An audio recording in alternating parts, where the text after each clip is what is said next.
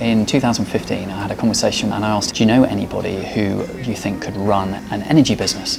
Energy at the time was the second least trusted industry in the world behind financial services, and he introduced me to a guy called Greg Jackson. And Greg is, I don't say it lightly, but the single most talented entrepreneur I've ever worked with. Greg set up Octopus Energy with our backing and our funding in 2016 and has gone on to build an energy company that now serves 1 in every 5 households in the UK, and I think is doing more to accelerate the world's transition to renewable energy than anyone else. So I was speaking to Bella Lack, who is a climate campaigner, and she was talking about the world's need to move away from fossil fuels. So in your view, where are we in that journey? I think we've got all of the technologies we need.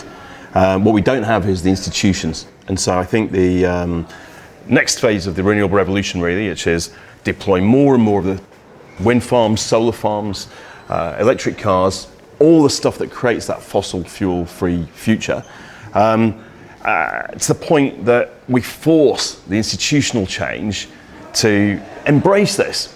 Doing that will not only mean that we have cleaner energy, but it'll get cheaper every year as well.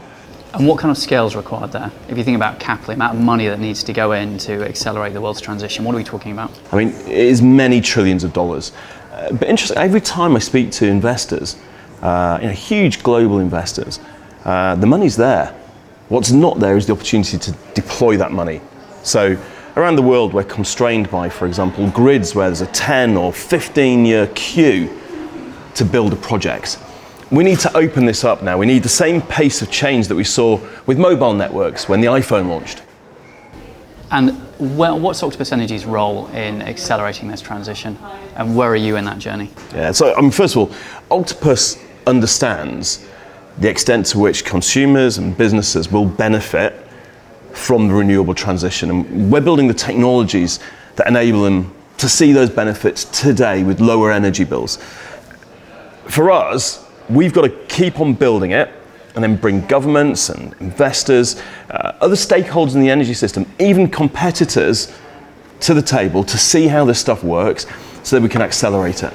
Do you think there's a world where the energy meter is going to run backwards and you're actually going to get paid for energy you are creating as a household? Can you see a world where that exists? I mean, it already exists. So if you've got an electric vehicle on your drive, it can soak up super cheap electricity when it's windy, when the grid's empty, when it's sunny, and then it can discharge that electricity into your house at times the grid's expensive. You don't need to think about it, it just works. I think the magic of this is that a typical electric car has enough power for a typical house for about a week in its battery. So, as we have millions of cars on our driveways, millions of electric cars, you've got a nationwide store of energy that's actually enough to get most houses through the best part of a week. And again, this isn't science fiction. We're doing it today. We just need to grow it. So your initiative, I think you came up with a few years ago, which was the Octopus Fan Club, which is about communities wanting and engaging with renewable energy and seeing the benefits directly to them in terms of cost of energy bills. Just explain how that works and what the future is going to be for that. Everything we talk about is that building renewable energy can bring the cost down. If we build a wind farm today, we can generate electricity for maybe 5 pence a kilowatt hour.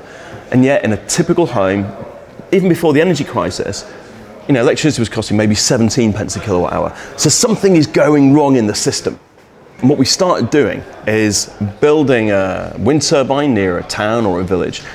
And then when it's windy, giving people electricity that more closely reflects that real cost. For example, we've got 3 turbines where people who live nearby get a 20% discount when the turbines are turning, and they get a 50% discount when it's particularly windy. And what that does is enables them to benefit from the fact that they've hosted, their communities are hosting cheap electric generation.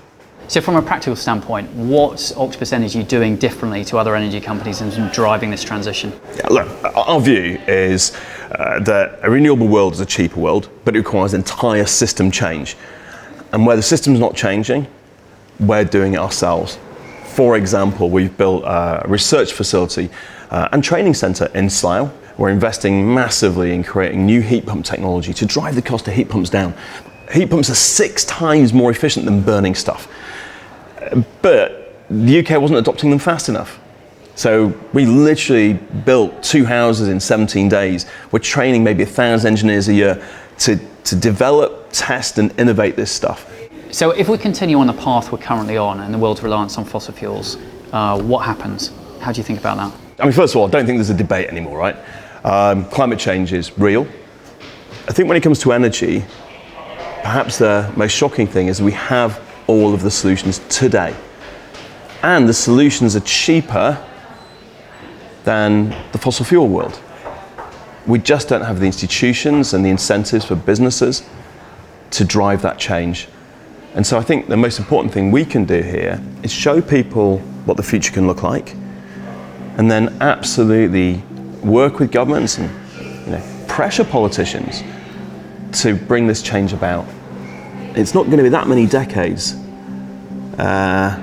before future generations will be truly unable to forgive us for not doing that.